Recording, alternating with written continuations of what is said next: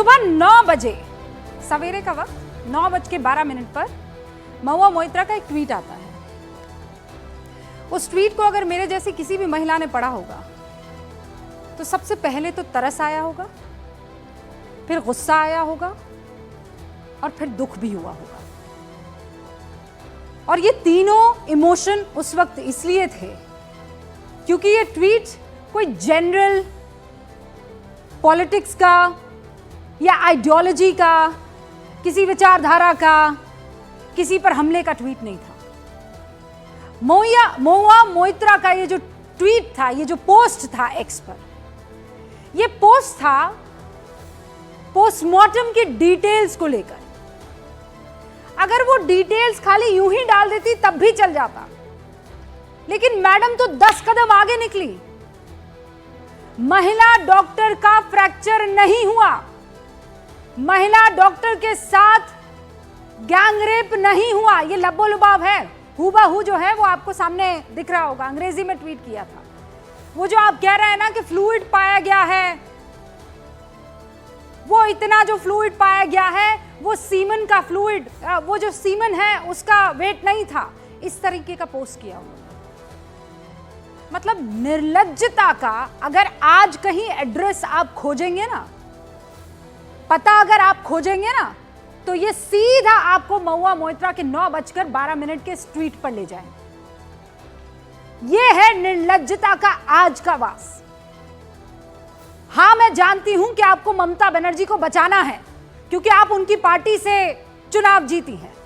हां, मैं जानती हूं कि ममता बनर्जी की पार्टी से आपका सीधा ताल्लुक है, लेकिन एक महिला है ना पहले आप, और एक महिला होने के नाते इस तरीके का ट्वीट कि फेक बातों को आगे मत बढ़ाइए।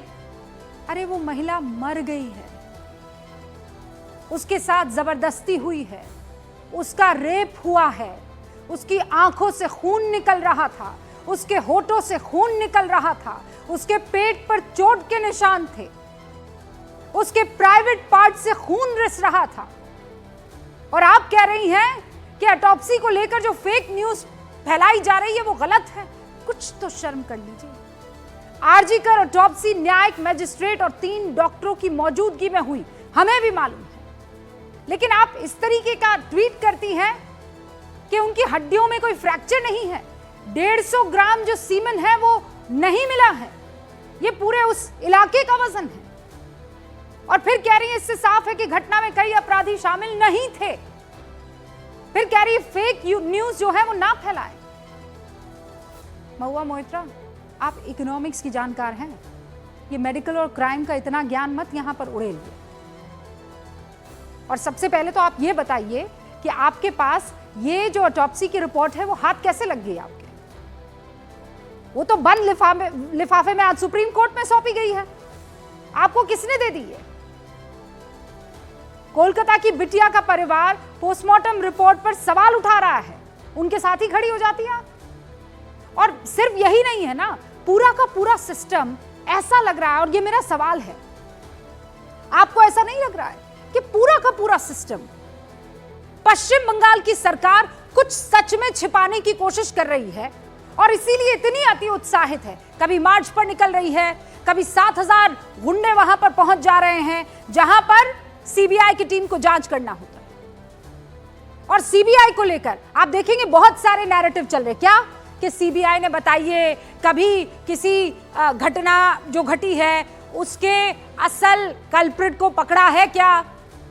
हम देख रहे थे उसका स्ट्राइक रेट कितना है, आपको पता है 80 पार है उसका स्ट्राइक रेट। अब सीबीआई के मामले पर ये जो भी ज्ञान देने वाले तमाम लोग इस वक्त मौजूद हैं पूरे मार्केट में, पूरे देश में जो घूम रहे हैं, मैं उनसे सवाल पूछना चाहती हूं। चाहे सीबीआई वो राजपूत वाला केस हो, चाहे वो आरुषि वाला केस हो, चाहे वो निठारी वाला केस हो, ये सारे के सारे मामले को थोड़ा गौर से और थोड़ा सा टैक्टिकली आप देखेंगे कब सौंपा गया, किस हालत में सौंपा गया?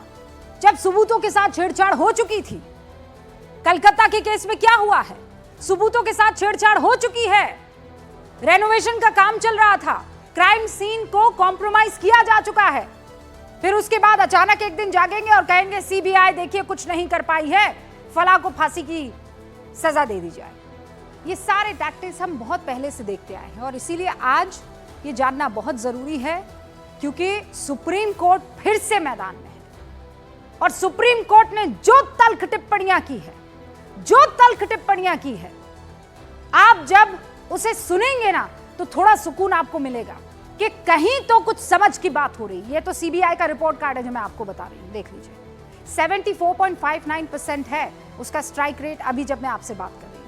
बहरहाल सुप्रीम कोर्ट में क्या कुछ कहा गया, मैं चाहती हूं बिग पिक्चर यहां आपको स्क्रीन पर नजर आए। मेरे पीछे ये बड़ी सी स्क्रीन जहां पर सुप्रीम कोर्ट ने जो जो टिप्पणी की है वो आप आज जानेंगे और आपके लिए जानना जरूरी है। ये सर्वोच्च अदालत का कलकत्ता में ये जो केस है उसे लेकर कहा गया है। ये देखिए, सबसे पहले किसने एफआईआर दर्ज करवाई, कब एफआईआर दर्ज हुई, सुप्रीम कोर्ट ने पूछा। कपिल सिब्बल जो कि बंगाल सरकार की तरफ से वकील है, क्या कह रहे हैं, पहले मृतक के पिता ने और फिर अस्पताल के वाइस प्रिंसिपल ने एफआईआर को दर्ज किया है। ठीक है, फिर सुप्रीम कोर्ट ने कहा किसकी शिकायत पहले आई, पिता ने रात के 11:45 पर शिकायत दर्ज की है। ये सुप्रीम कोर्ट सवाल कर रहे हैं और उसका जवाब आ रहा है। तो सुप्रीम कोर्ट ने कहा अंतिम संस्कार के लिए शव को कब सौंपा गया, कपिल सिब्बल जो वकील है वो कहते हैं रात को 8:30 बजे जज साहब। फिर उसके बाद सुप्रीम कोर्ट सवाल करते हैं जो हमारे जजेस हैं कि शव के सौंपे जाने के 3 घंटे बाद एफआईआर दर्ज हुई। दोपहर 1:45 से लेकर शाम 4 बजे के बीच ऑटोप्सी हो गई, लेकिन एफआईआर दर्ज करने में 3 घंटे की देरी क्यों हो गई, यह सवाल पूछा है सुप्रीम कोर्ट ने। क्या वजह है कि इतनी देर के बाद आप एफआईआर दर्ज करते हैं, और यह भी कहा कि एफआईआर दर्ज पिता को क्यों करनी पड़ी, कहां मामला घटित हुआ, अस्पताल में, तो अस्पताल प्रशासन ने क्यों एफआईआर दर्ज नहीं करवाई, कहां गायब थे, किस बात को लेकर वहां पर बातचीत चल रही थी कि एफआईआर दर्ज कराने का टाइम नहीं मिला।